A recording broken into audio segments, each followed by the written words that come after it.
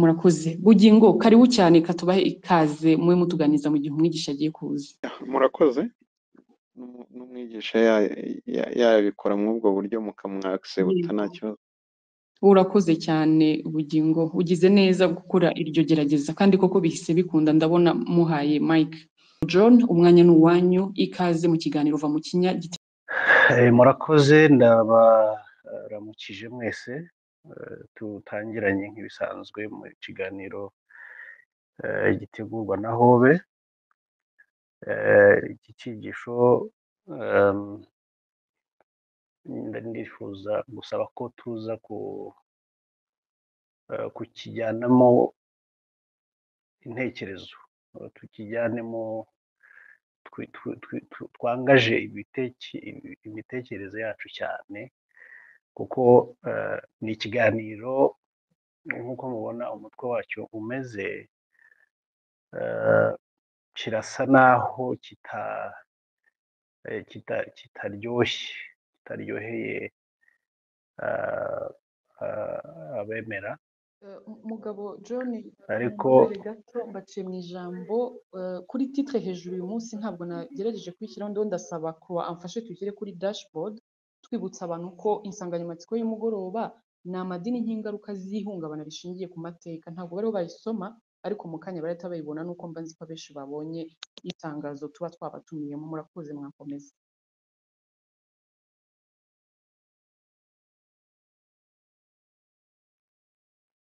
yego, dutangiye rero nk'uko babivuze, topic cyangwa se ikigwa umutwe ugira uti amadini nk'ingaruka z'ihungabana rishingiye ku mateka. ariko ubwo ndavuga nk'umugabane mateka yawo, kuko n'aya madini turayavuga twivugaho umugabane, ntabwo ari igihugu, nta nubwo ari ishyanga runaka gusa turimo turavuga umugabane. ubwo nimwumva amateka, ni amateka y'umugabane. ngira ngo aho byandikwa haba ari hagufi ku buryo amagambo yose adashirayo, ariko ni icyo ngicyo umutwe uvuga. nawe uyu mugabane ibyo wanyuzemo ntabwo kugeza iyi saha birasobanuka, ku byerekeranye n'ingaruka zabyo ku bantu byabayeho. nta bushakashatsi bwari bwakorwa, niba bwaranakozwe ntiburashyirwa hanze, bugaragaza neza ingaruka z'ubukoloni bwagize mu mitekerereze y'abantu. icyo dukora, ndimo kuvuga ko nta bushakashatsi burajya ahagaragara bugaragaza ingaruka y'ubukoloni ku mitekerereze y'umunyafurika. ingaruka bazivuga muri politike, bakabivuga mu iterambere, bakavuga muri education. ingaruka zigaragara nizo twibandaho mu biganiro, iyo dukora ibiganiro, ariko ntabwo turajya mu ngaruka z'ibitagaragara.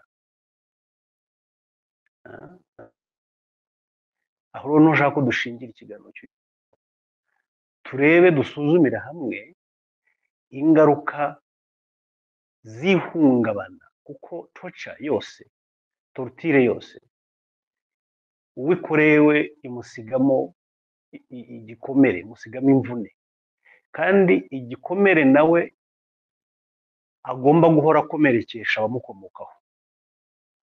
ubukoloni bwakozwe mu bugome butangaje. ubukoloni,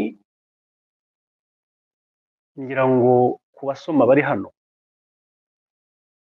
mu bitabo bitandukanye byagiye bisohoka ndetse n'amafoto umunyafurika yategetswe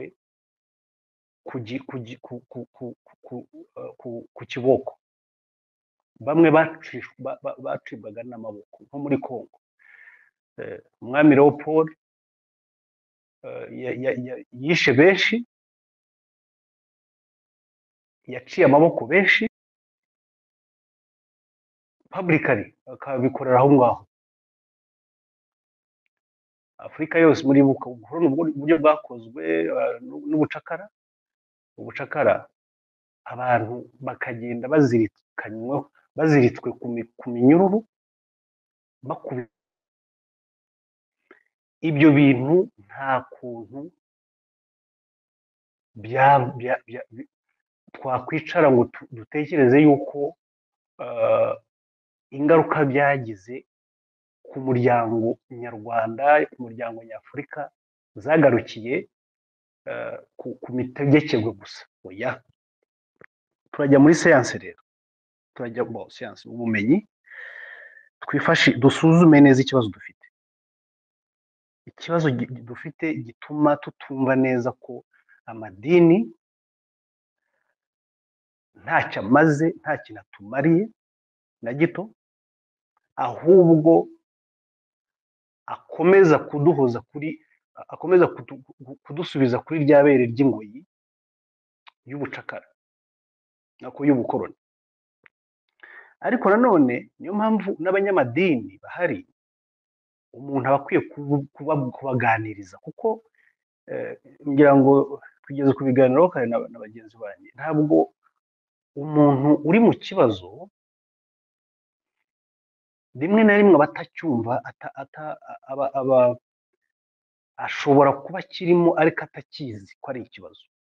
So iyo uje kumufasha, ntabwo uza umukondana, ntabwo dukwiye gukondanana. Ibyo twaba tugiye gutangiza intambara ikeneye umumaro.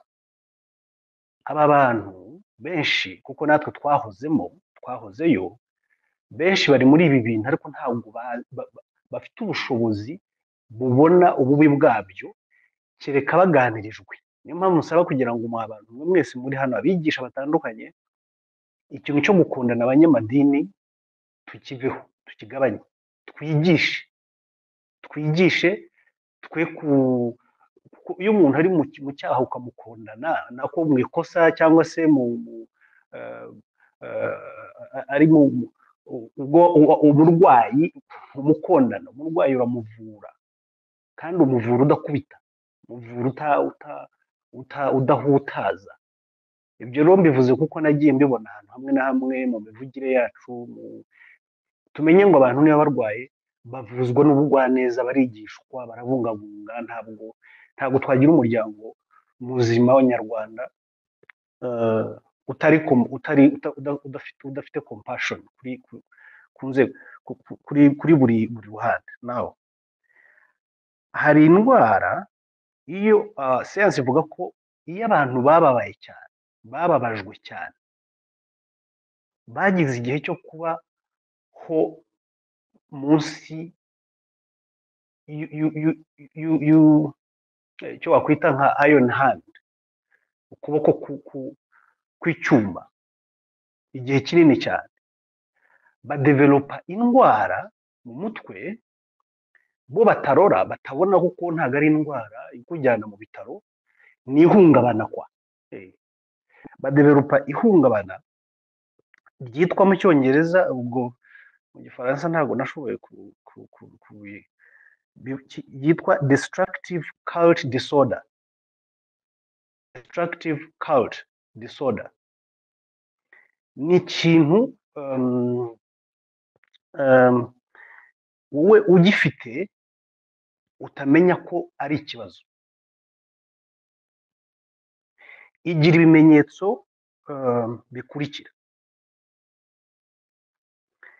Uwo muntu ufite iryo hungabana ntabwo yemera ko ari ihungabana. Ibyo bimenyetso mu binote hasi, ntabwo abyemera ko ari ihungabana. Ariko noneho nta nubwo yemera ham damage inabi y'icyo kintu gishobora kukugiraho, ni ukuvuga ngo ntabwo wemera ko kigufiteho damage, cyo kudamaginga, ntabwo ubyemera, uravuga utuya nta damage rwose, batari kudura hano kiragukomerekeje hano, oya ntabwo ari gikomereye, ntabwo ari gikomere iki ngiki, dore ko hano wowe ntabwo ubibona ariko bibiri ni uko nguko idini, umunyedini wese ubwiye ntaho ntiyemera ko hari hamwe idini rikora kuri we. Icya kabiri, cyubatswe iyo ndwara uburyo ikora, cyangwa iyo cult disorder yitwa DCD, yubatse mu buryo bwa piramide. Iyo myumvire yubakitse mu buryo bwa piramide. Piramide murayibona ukuntu iba imeze, hasi iba ari ngari cyane, ariko uko ugenda izamuka ikagenda iba ntoya. Niko n'idini ryubatse. Amadini, rubanda rugufi, rubanda ni benshi cyane babirimo. Uko ugenda uzamuka aho ryatangiriye nuko rikora, hagenda haba hato. Ubwinshi buri kuri grassroots, buri ku baturage, ariko hejuru hagenda haba hatoya. Ikindi, iyi disorder ikoresha cyane icyo bita mu cyongereza deception, mu kurekrita abantu muri recruitment bakoresha deception. Deception ni nka muze kumfasha bari hano. Deception ni nko kubeshya, to deceive, ni ugushyeshyenga, ni ugushyeshyengesha ikinyoma. Babwira yuko iyo ari indicator ya gatatu igaragaza uburyo uko ngenda nzivuga, mugende mureba mubishaki izi ndwara, muyishakisha ibimenyetso, mubishakisha ku miterere y'idini. Uko gushyeshyenga kuzuye ikinyoma, kurimo ikinyoma, niyo ntwaro bakora bari kwita. Ikindi cya kane, buri dictatorial muri nature. Dictatorial ni ukuvuga ngo abajya mu ijuru mugomba kugira gutya, nutabikora uzarimuka, uzashya, ugomba, nudatanga amaturo that's dictatorship. Nudatanga amaturo, nudatanga icyacumi, nutuyiriza, nutagira gute, hari igihano. Buri kintu cyose gifite igihano cyacyo. Iyo ni ikindi kimenyetso cy'iyo nda. Icya gatanu ni manipulation. Manipulation idamaginga ba membre b'iyi secte, y'ama secte, ariko ino manipulation igakorwa ikarangiza idamaginze aba membre mu buryo buri psychologique, aho usanga umuntu ajya, urugero nko gusenga, ubona abantu barasenga bakabijyamo cyane, umuntu bikarangira yamaze kumera nk'umuntu udatekereza neza. Mujya mubibona, twe tugiye narabibonye, nabibayemo. Umuntu akabijyamo cyane ku buryo gusenga nibyo umukuru w'igihugu yavugaga, urimo na rimwe akakubwira ibintu ukaza ko uyu muntu aratekereza, ugakora ibintu nko kumva ngo ugiye mu mazi, mu rugero. Iyo ni psychological, you are damaged already. Ugiye mu mazi, ugiye mu mwobo, winjiye mu mwobo ngo n'Imana yibukumve neza. ngo ugiye uh, mu buvumo. That is iyo ni ingaruka ya psychological damage uba waragizweho.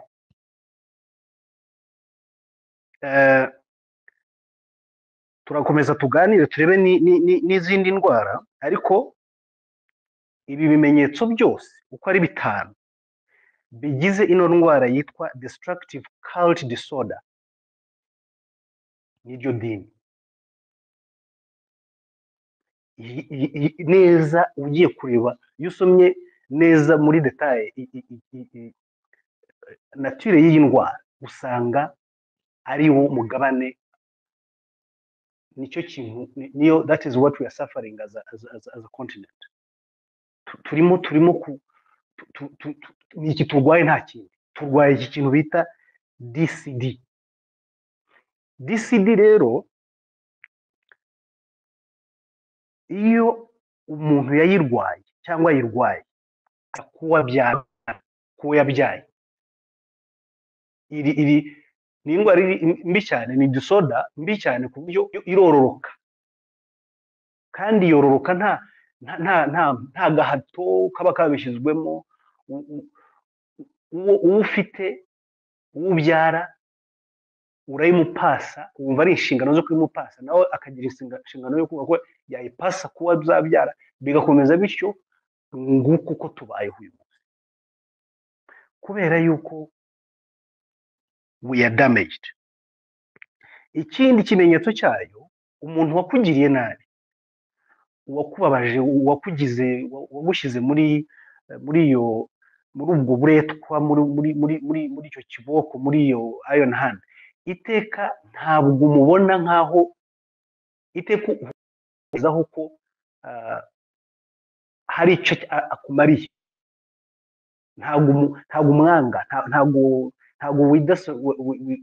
widissociatinga nawe, oya, byanze bikunze murahorana, kumuvaho birakunanira, gutandukana nawe birakunanira. Ni kandi uzi neza ingaruka ibyo yagukoreye, ufite ari we yabikoreye, ufite ibihamya abari ku mubiri wawe cyangwa mu mateka, mu miryango, ufite n'amafoto, ariko ntushobora gutandukana nawe. Nguko uko umuzungu yatugize rero.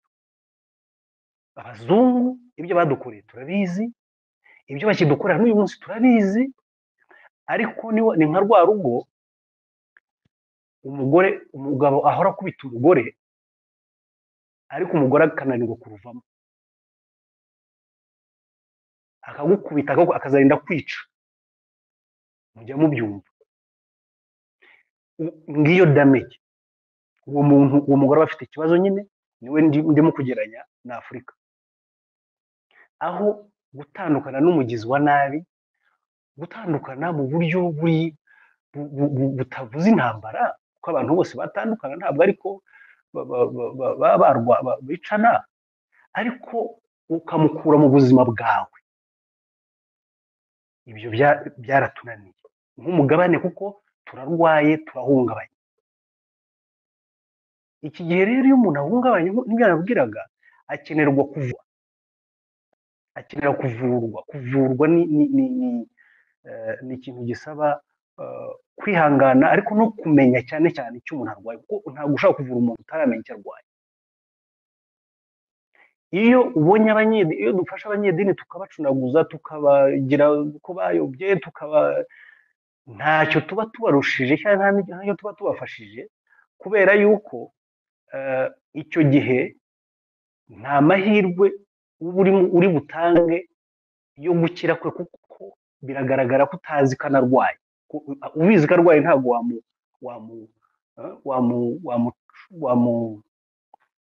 wamubutaza ngo uko tugenya rero ko ari indwara.